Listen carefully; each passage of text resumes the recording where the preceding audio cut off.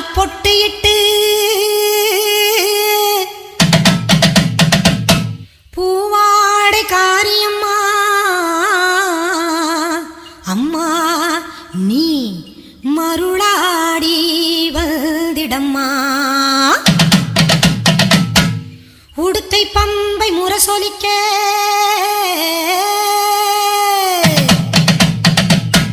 உருமி மேளம் தானொலிக்க